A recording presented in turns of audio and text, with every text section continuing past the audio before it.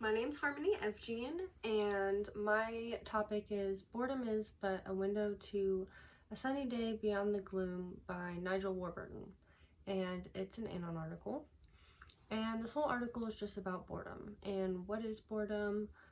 What do we do with it? And what can we do with it? And I thought this could be really relevant to right now during the pandemic, because we're all kind of stuck at home.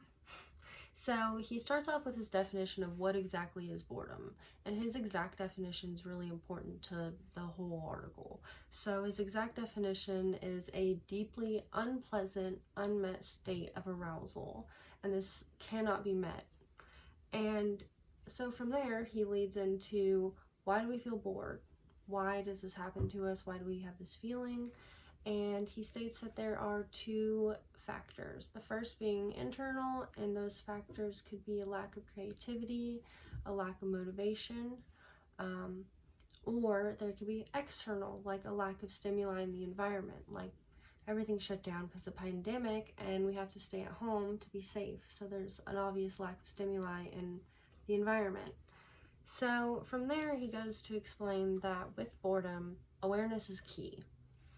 And to explain this more, whenever you're out of control of a situation like a world pandemic and you're stuck at home to be safe, you kind of grow increasingly aware of the inescapability, that you're not able to go outside and go to the bar or the beach. You need to stay at home, and it feels inescapable.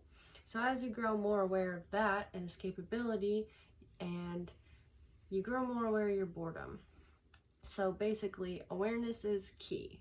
As you grow aware, you grow more bored. So from there, he goes to explain, why is it so unpleasant? Why do we run away from boredom? Why do we always try to stay so busy to avoid being bored? And he states really bluntly that boredom is evidence that there's meaningless to life. So he says we try to escape boredom to escape that fact.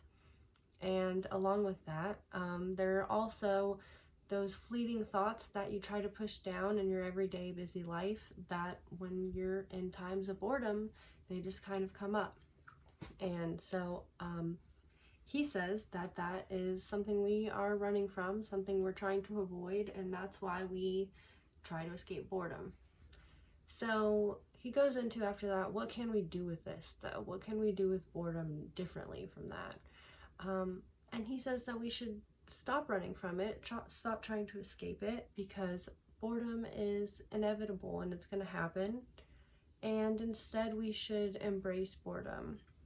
We should do something with it.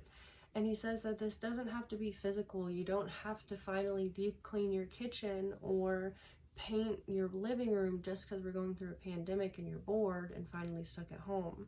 You can finally just take that boredom and do something mentally productive with it while you're stuck at home. A lot of us, our classes are online and we don't have to go to school, so we are kind of stuck at home, left to our own devices. And he kind of says that you can take that boredom and do something mentally productive by kind of taking, I'm going to relate this to current times, taking your busy schedule before the pandemic, when you're going to school and before work and all of that, your busy everyday regular schedule. Think about what you did. Think about what can make you happy, what can make you the best you can be, and change accordingly. Just be mentally productive, self-reflect rather than running away from it. And I really think that could be really helpful right now. We don't really know how long this could be, and boredom does strike, and it's not the best, but you could take it and do something productive with it, physically or mentally. And I really agree with this article. I really agree with everything. I definitely feel like boredom could feel like an unpleasant state of arousal. Like you really do feel like, I want to do something, I just don't know what. So yeah, I really agree with this article, and I think it's something that we could all think about during this time.